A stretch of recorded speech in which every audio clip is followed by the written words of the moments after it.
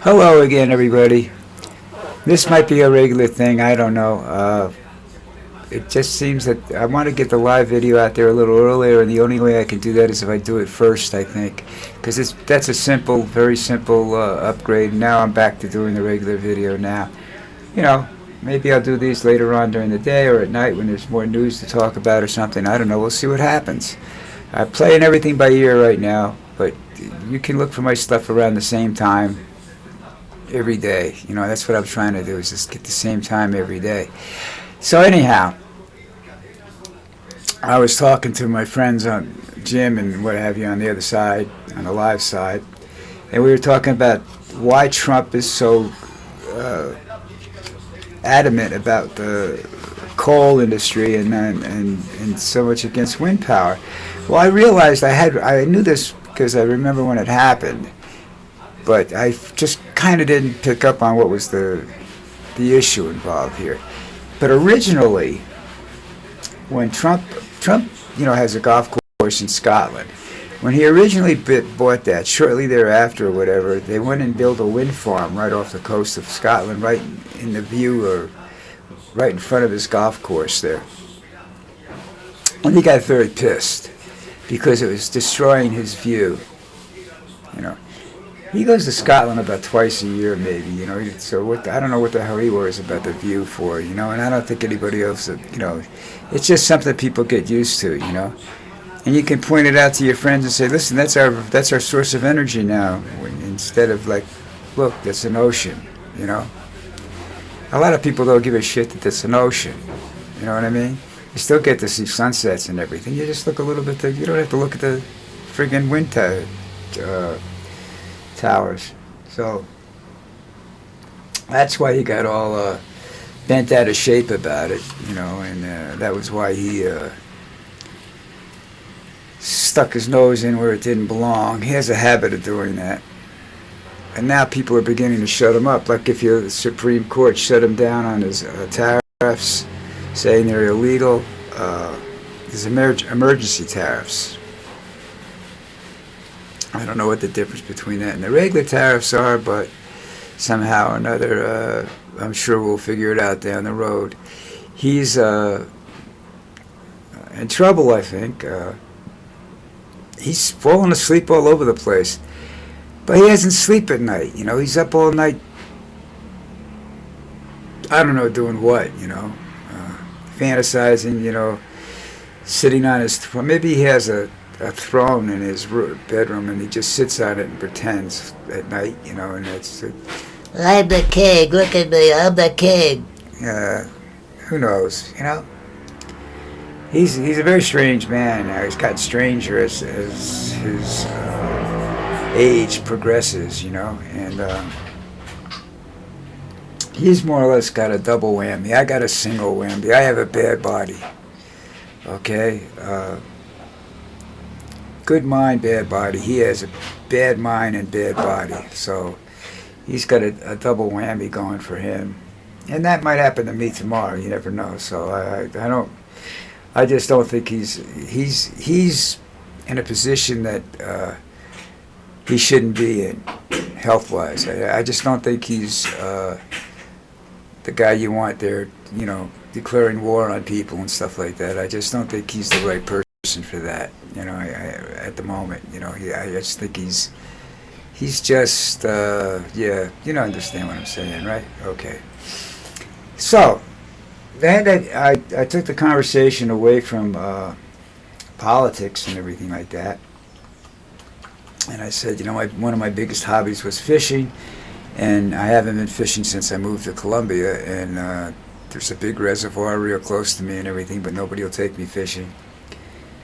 You know, and because nobody does it, and I'm just like, you know, pissed. But you know, what are you going to do? I have $1,000, a couple $1,000 worth of stuff sitting in a closet that I've even tried to sell it, and I can't sell it down here because Medellin is too far away from the ocean and the water. You know, we have a river not far from us, you know, but that I wouldn't eat or try to fish in that thing because you'd probably you might catch a body, You'll catch rocks, and the smell will kill you some days. So that's life. So anyhow, I I have I like darts, I don't know, English darts, steel-tipped English darts, dartboard to hold you, to throw it. My problem right now is that I can't throw a dart right anymore.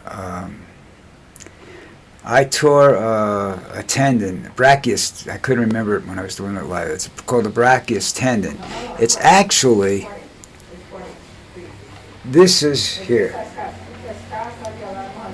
That's it there. Okay, that's the brachius tendon. You can feel it. It's that muscle that's in there.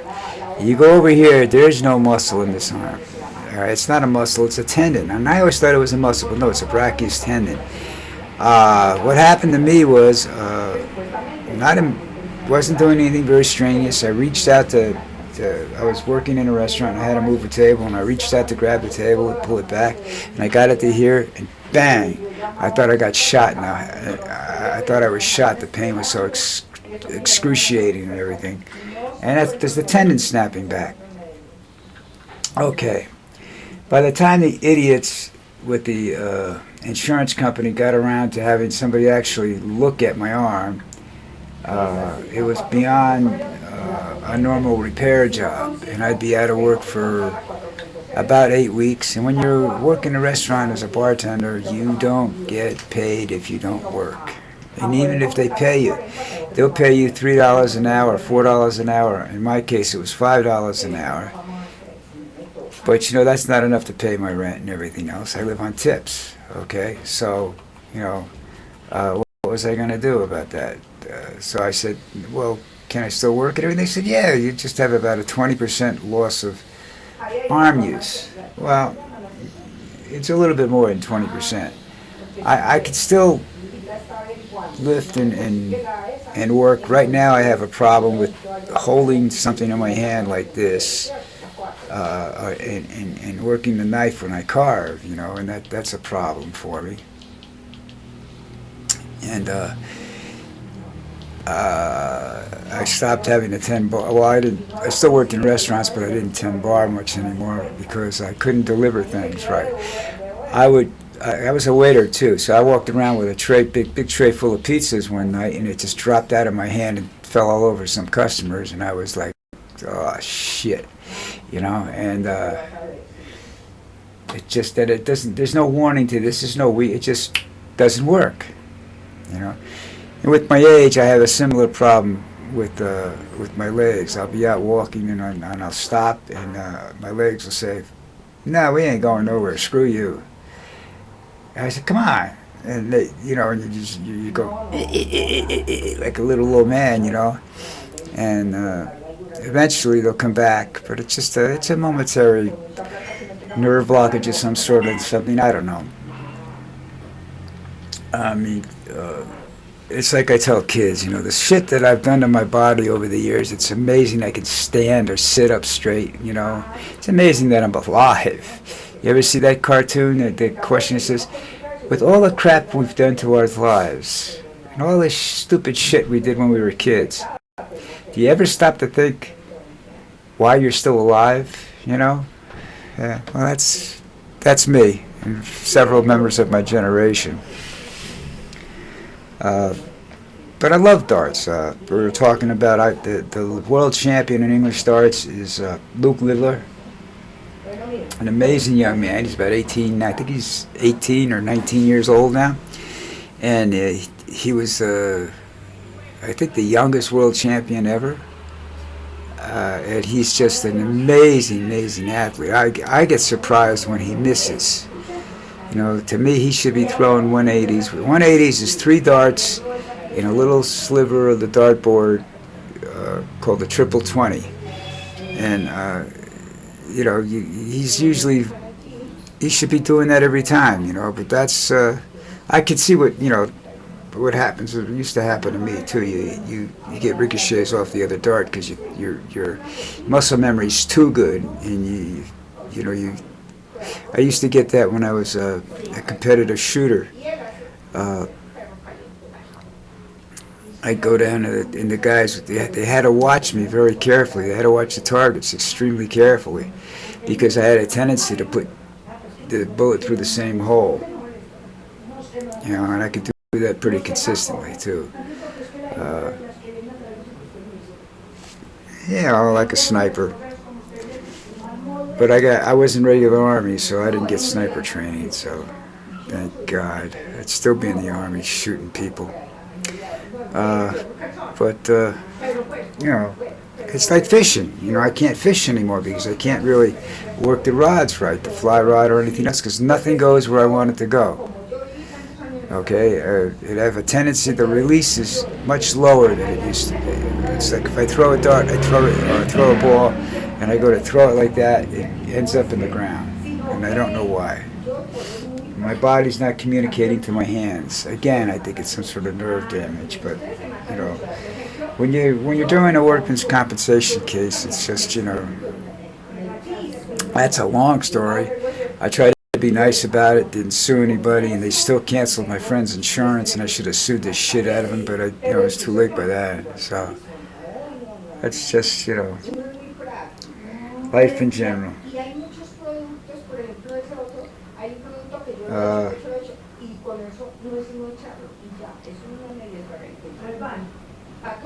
So what else was I talking about? I did the darts thing and everything like that, you know.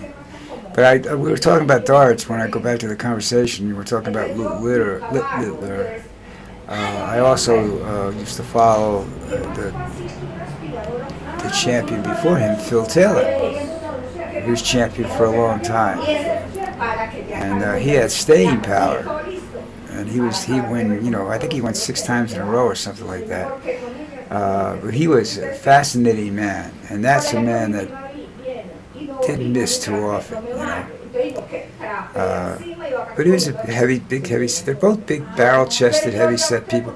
You don't see too many athletic people winning tournaments in darts. You got Luke Humphreys. There's another guy, wears glasses, young guy. I can't remember his name. He's also very good. But for the most part, you got, you know, heavy-set guys going out there and doing the job. Humphreys was the last world champion before Littler came along. Littler's much younger than everybody on tour. So, except I think there's one guy that's younger than him by about 13 weeks or something like that. 13 days, I don't know, some ridiculous number. But it's an interesting sport. You know, it's like when you watch a lot of things and people say, you know, I watch chess. You say, what do you watch a chess for? Because I'm trying to figure out how they think like that, you know, and I can't think the way they think. You know, I try to anticipate, and I can't anticipate like that. I can anticipate a lot of things. I can anticipate a target, how it's going to move when I'm shooting something, whether it's alive or dead. I'm shooting at something. There's anticipation there. There was anticipation when I used to race cars as a hobby for a little while. I understand that. You know, I can think ahead.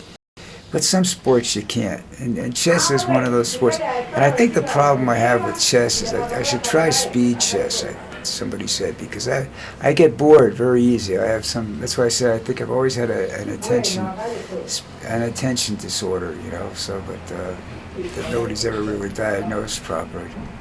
All right, listen up. I'm going to finish up this video, you know, and I hope you go hit the subscribe button. The subscribe button does one good thing. It sends you an email when I go on live, when I go up on live, okay? Because I get the same email you do. It just says, on YouTube now.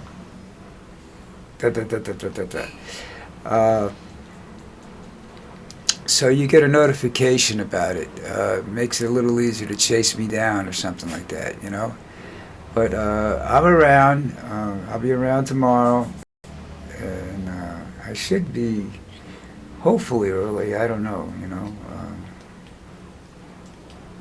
We had a cleaning lady show up at 6:45 this morning, so that's another reason I wasn't.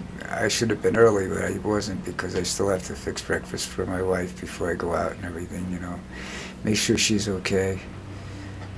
Even if she doesn't want anything from me, I still have to make sure she's okay before I leave. You know. All right. So anyhow, hit the subscribe button. You'll get a notification that I'm there. It also helps build my channel up, my reputation as a complete asshole. It'll help with that. But help me out a little bit, and we'll see. All right. Okay. See you guys in the mañana. Take care. Have a good day. Oh, wait before I leave. Probably going to go live first because with the situation I have in the house, it's better for me if I want to get these videos out at before noontime, my time. I don't know wherever you are, my time is Eastern Standard Time. So, that's how I work. All right, you guys. The live video should be around 11 o'clock tomorrow, and we'll see what happens for next week. I'll tell you tomorrow, okay? Everybody have a great day. I will see you tomorrow.